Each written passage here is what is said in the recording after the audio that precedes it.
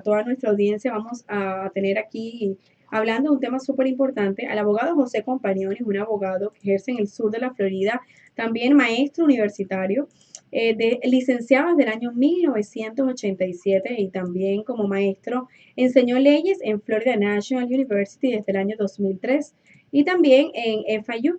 Es importante también saber que sus áreas de práctica incluyen la representación y asesoría de negocios, real estate y consumidores. Vamos de una vez a darle la bienvenida nuevamente al abogado José Compiano. ¿Y cómo está usted? Yo estoy muy bien, Wendy. Gracias a ti y a Giovanni por haberme invitado aquí a estar con ustedes y con sus oyentes para compartir con ustedes un poquito. Claro que sí, y vamos a ir directo a este tema que ahora viene un año electoral, que es muy importante en el Sí, año 2020.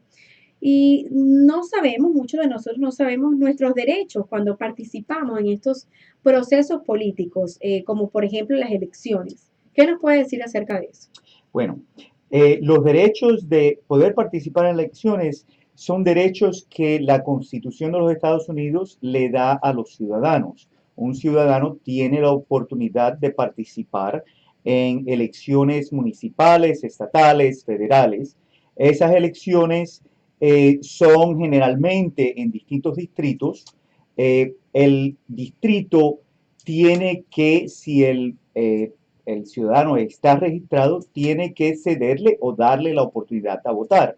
Hoy en día hay muchos lugares donde si uno puede asistir antes de la elección, se le proporciona ir antes.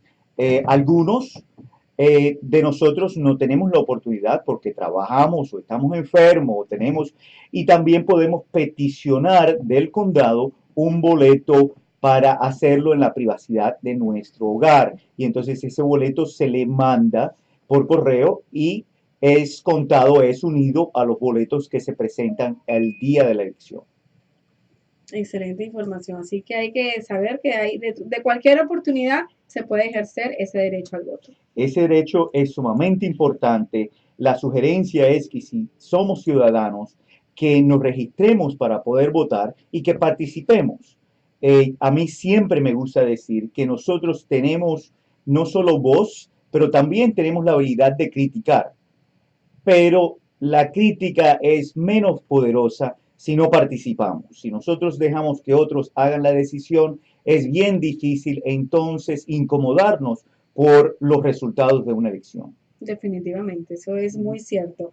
Y en cuanto a los viajes, hay un ejemplo, nosotros estamos en un barco. ¿Cuáles son esos derechos que nosotros tenemos cuando viajamos en barcos? Ya, Wendy, me alegro que me hayas preguntado. Yo le había dicho a Giovanni que le iba a presentar un artículo y quizás en la próxima revista ya estará preparado, pero es muy importante porque el sur de la Florida es la capital de los Estados Unidos de viajes por el agua, por Ujú. cruceros y no sé qué. Y entonces, cuando nosotros estamos en un crucero, generalmente pensamos que tenemos los mismos derechos que tenemos aquí donde nosotros vivimos. Y la realidad es que eso no es verdad. Cuando uno compra participación en uno de estos viajes, detrás del boleto hay ciertos derechos en cual nosotros concordamos a ceder. Por ejemplo, uno de ellos es que si tenemos un accidente, si somos accidentados durante el crucero, tenemos solamente un año para presentar una demanda. Generalmente, si nosotros nos accidentamos aquí en la tierra firme, tenemos hasta 4 años. Muchos, incluyendo abogados, no saben de esta limitación y nos coge de sorpresa cuando eso ocurre, porque si no nos apresuramos, perdemos nuestros derechos y no tenemos manera de poder colectar suficiente para ponerlos de nuevo en orden. O sea, hay una diferencia de 1 a 4 años, son 3 años de poder hacer un proceso. 3 años. Y esos 3 años son muy importantes porque se van bien rápido. Y también si es un accidente serio, puede ser que se vaya mientras que estamos recibiendo tratamientos médicos, medicamentos. Así que es muy importante que nosotros sepamos que hay esa limitación por si acaso. No es que yo estoy sugiriendo que vayamos a un viaje y que estemos pensando de accidente, pero Exacto. ocurre, Claro, eso es una situación normal que le puede ocurrir a cualquiera de nosotros. claro. Y bueno, precisamente es cuando de pronto vemos tantas noticias que han habido estos accidentes últimamente fatales en estos cruceros. Y bueno, esos procesos deben ser totalmente asesorados por alguien como usted. Es sumamente importante que reconozcamos eso, especialmente aquí. Los viajes de cruceros son unos viajes que son maravillosos. Nosotros vivimos en un paraíso Mm, y entonces no solo nosotros, pero muchos vienen acá, pero desconocemos qué es lo que puede pasar en los peores de situaciones. Recientemente, un pobre abuelo se le mm, cayó una wow. niña y falleció. Vimos el accidente hace unos años en Italia de un barco que se hundió y muchos fallecieron. Es raro, pero ocurre y entonces nosotros tenemos que estar preparados o por lo menos tener el conocimiento de qué es lo que ocurre en esa situación. Interesante ese punto.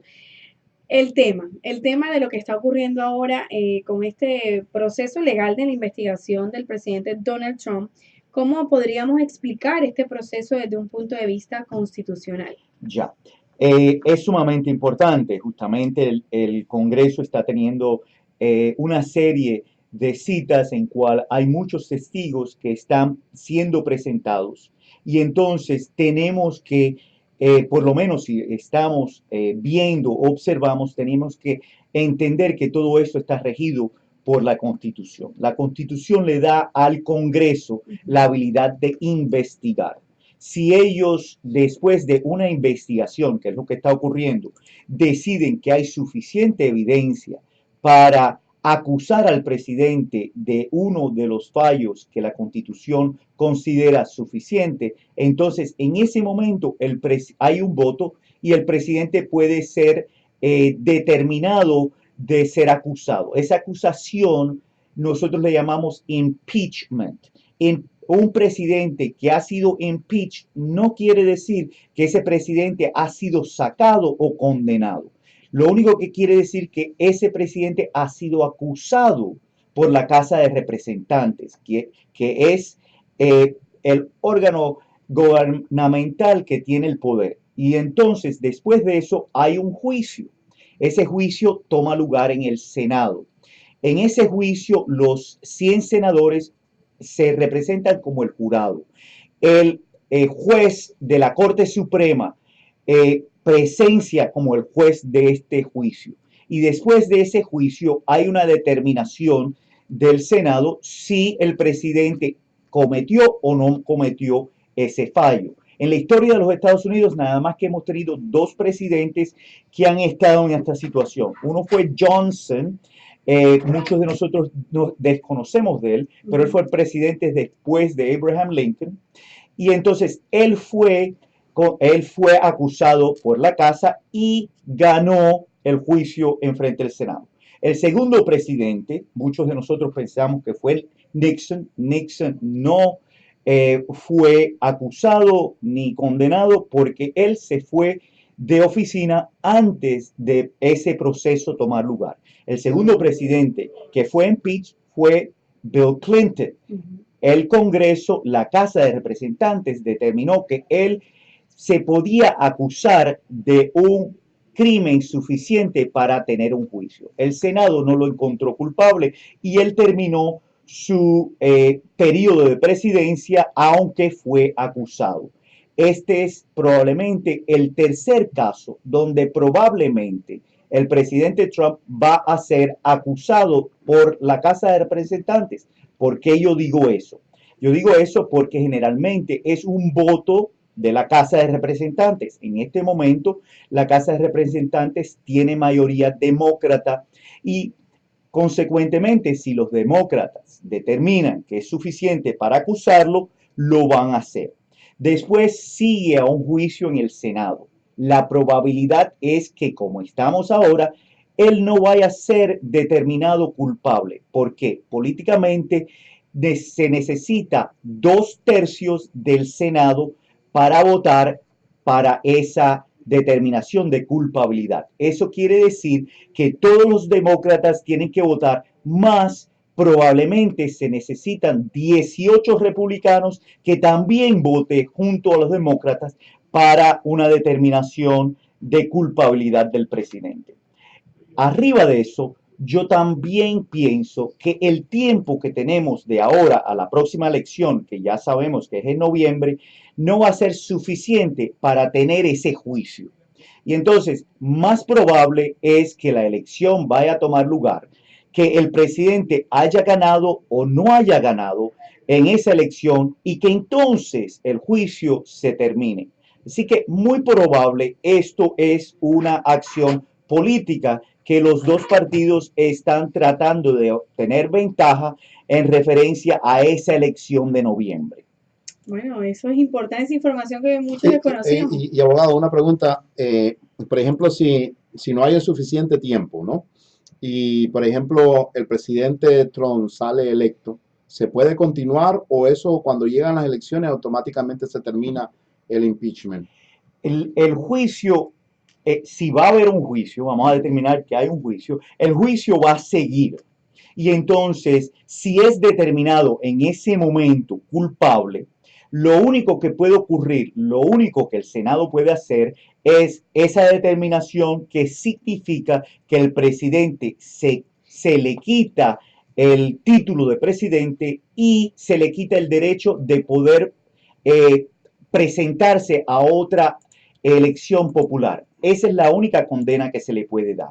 Ahora, si el presidente es determinado culpable y ya es ahora una persona civil, no el presidente, se pudiera, si el Congreso o el nuevo presidente quiere, se pudiera perseguir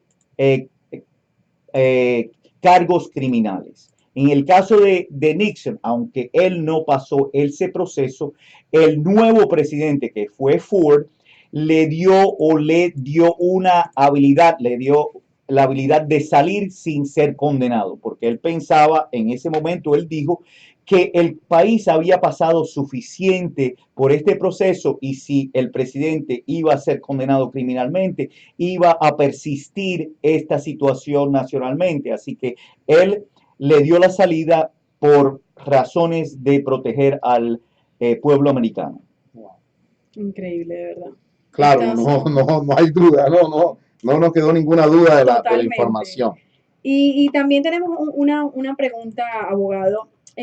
Cuando nosotros vamos a firmar un acuerdo legal, ¿cómo podemos entender nuestros derechos? Porque a veces ese proceso lo desconocemos por completo y vemos tantos términos y condiciones que no sabemos a qué tenemos derecho. Hay un dicho que dice que en casa de herrero, cuchillo de palo, ¿verdad? Entonces, yo soy tan culpable como todos. En preparación para esta oportunidad, yo encontré un estudio que relata que 90% de nosotros no leemos los contratos que firmamos. Aún hubo un estudio universitario en que hubo un lugar por el internet que daba sus derechos y dentro de esos derechos, dentro de esos puntos, decía que el participante estaba de acuerdo a dar el primer nacido de su familia. Y 98% de las personas decidieron aceptar eso, que quiere decir que nadie lo leyó. Pero hoy en día no solo es eso, ¿verdad? Lo sé, pero no sé ni cuándo firmé. Claro, y entonces generalmente nosotros pensamos, bueno, quiero el carro y entonces tengo que firmarlo de todas maneras, sin saber qué es lo que dice. Quiero la casa, tengo que firmarlo de todas maneras, no lo voy a leer. Muchos de nosotros, incluyendo los abogados, quizás los abogados más culpable que el pueblo, no leemos nuestros derechos. Y entonces, cuando ocurre una situación, nos quejamos que no supimos. Desafortunadamente, los contratos, los documentos legales están ahí para que nosotros lo leamos. Ahora, muchas veces nos sentimos la presión de un vendedor que quiere que nosotros lo firmemos, de una situación. Acuérdense, si esa presión nos causa firmar algo en cual nosotros no entendemos, nosotros somos los culpables de cualquier situación a cual nosotros cedamos. Ahora, mi sugerencia, que nadie nos diga, no lea, apúrate, o que nos haga pensar que tenemos que firmar sin leer. Leamos, leamos para entender cuáles son nuestros derechos. Si no lo entendemos, acudan a un abogado o a una persona que nos lo pueda explicar. Muchas veces nuestro idioma, sea español, francés, italiano, es un idioma que es ajeno o extranjero aquí y ciertos puntos legales no lo entendemos. Pidan ayuda, no cedan sus derechos sin conocimiento. Interesante hasta para la compra de un carro, que es algo supremamente sencillo aparentemente. Y con los señores de las casas Y que... con las casas, cuando vamos a rentar una casa, como lo puede decir Yacel, ¿cuántos términos y condiciones hay en un Vamos a contrato de escribir el eso? contrato de compra-venta y también tiene unos cuantos más. Y me imagino que le puede pasar de parte y parte, el cliente y el asesor como de parte de ustedes, como dice el abogado. Hay momentos que no se prepara para esa situación. Bueno, y le estamos dando